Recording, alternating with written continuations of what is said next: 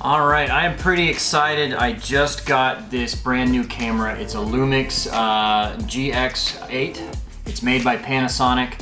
I've been needing an upgrade for a while on my cameras. My main camera I use is Sony A6000. Great camera, but for video it's not so good because it doesn't have built-in image stabilization. But I just want to kind of go over this new Lumix that I have and kind of show you what some of the features are of it that I like, some of the things I don't like, and I'm going to kind of compare and contrast it to my other cameras.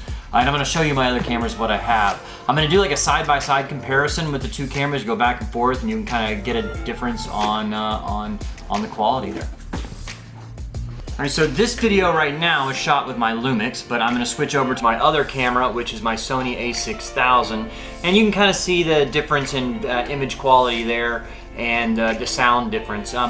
Both of these, the Sony actually has a proprietarily Sony microphone, and the Lumix has an aftermarket Rode microphone, but you know, you can kind of see which one you like better there. Okay, this is the new Lumix. I got a really good deal on it. So I got the 14mm by 42mm lens.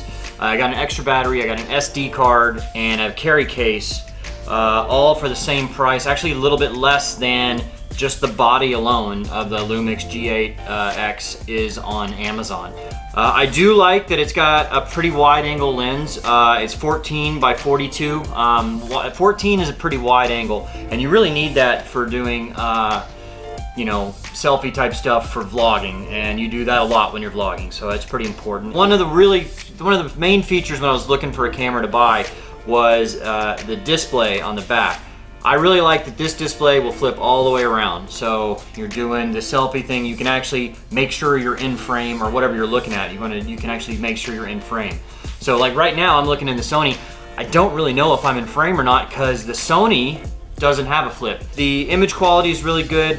The menu system is really good. Well, it's pretty intuitive. It's got a nice viewfinder here that you can tilt like that if you wanted to use that. See, it's a nice big screen.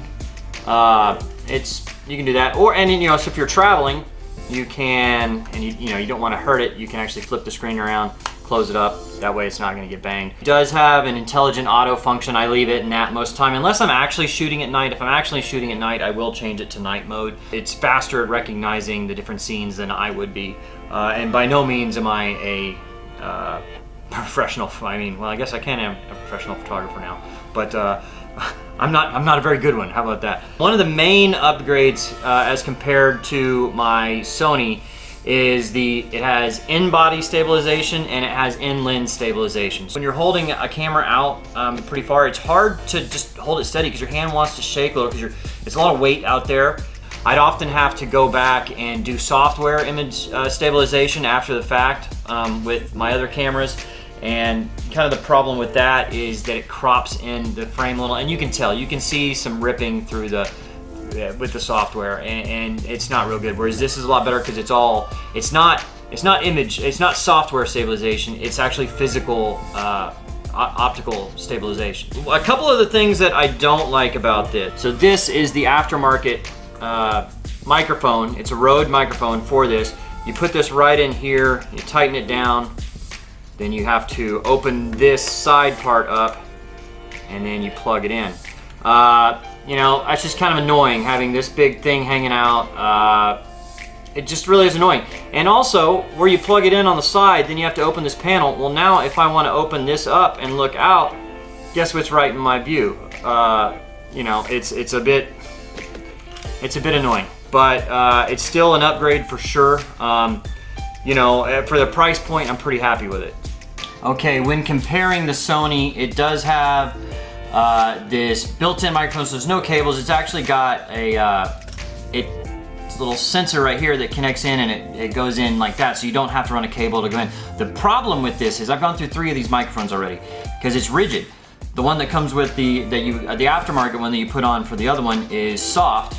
And so problem is when you drop this thing, and it inevitably drops onto the microphone, and this is rigid, it doesn't flex at all, so it breaks. I've gone through 3 of these microphones already, and they're about 80 bucks a pop, and it's real annoying. And sometimes when one of them broke, and when I was out in the middle of the Caribbean, and how am I supposed to get a replacement? It's not real easy. I don't like that, the the viewer here, it only flips up like that. I can't flip it around to do it. So if I'm doing a shot like that, I really don't know what's in the frame. I can't see it. So it's a little, you know, right now I know I'm in the frame because actually I've got the lens, or I've got the display flipped around so that I can actually see it. One thing I do like about this one that the Lumix does not have is it does have an HDMI, or I'm sorry, a mini USB charging port. So I don't have to pull the battery out. I can just plug the mini USB in here and it'll charge the battery through the camera. The Lumix does not have that. I actually have to pull the battery out and put it in the battery charger. So it's just another step. It's a little bit annoying because it, you know, it may not always be convenient to put it in the charger. That being said, the image quality of this is excellent, especially for still pictures. You know, it's intelligent scene selection is second to none. It's really a fine camera, and the only thing this lacks is the optical image stabilization. It does have optical in the lens itself, but that's not really very good. You need it in the in-body for that. All right, so what I'm gonna do now is kind of show you the how stable it is when I'm walking with it. I'm gonna take both cameras, I'm gonna go side by side with them, walk down the hallway, and you can see which one's more stable. Okay, I've got them both set to 14 millimeters. So the Sony will get a little wider than this. So they're both held out arm's length and about the same distance away. So I'm gonna walk down the hallway and see which one has a little bit better image stabilization.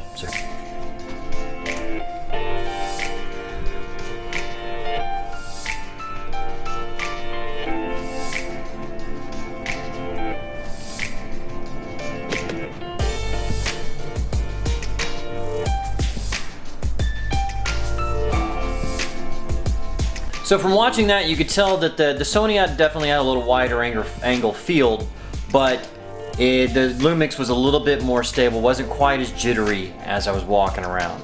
So what I'm gonna do now is I'm just gonna hold the camera outright straight and hold it, and I'm gonna kind of give my hand a little bit of shake and let you see what that's like. This is the Lumix, and so I'm just gonna give my hand a little bit of shake, just a little bit. I'm not too much, and I'll try to do the same thing with the Sony, and you can see the difference.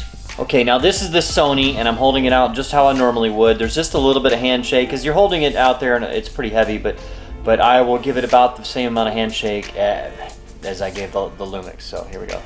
Oop, that's a little too much there. There we go. That's about how much I was shaking the Lumix. So you can see from that test that the Lumix definitely does a much better job of image stabilization. It all has to do with the in-body stabilization. The Sony relied on just the lens stabilization, and that's just not gonna cut it. You really need both. You need the in-lens and you need the in-body stabilization. That really makes for some better video. I'm pretty excited about being able to bring better content. So now I'm gonna show you what cameras I do have currently and what we're using. So I do have my iPhone. I'm gonna use that actually to show the rest of them. The iPhone has a pretty good camera actually, the iPhone 7. And so I'm gonna use that to show you all the cameras I have. Okay, so these are the cameras that I have. I have a couple older GoPro 4s.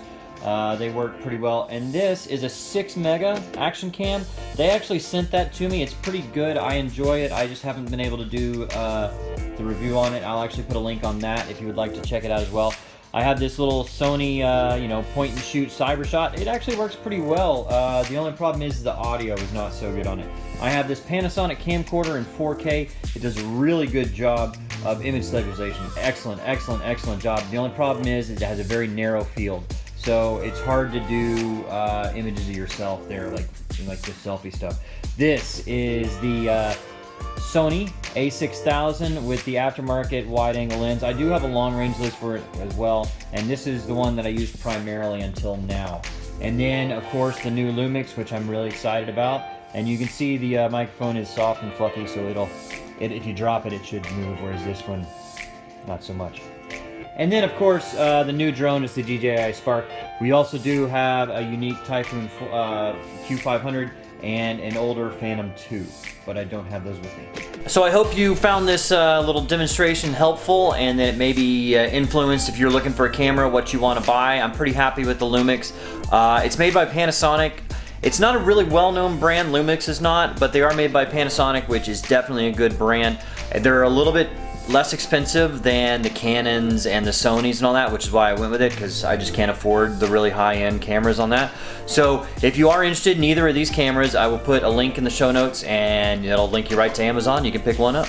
So thanks again for watching, guys. Click like and subscribe, and we'll see you on the next episode.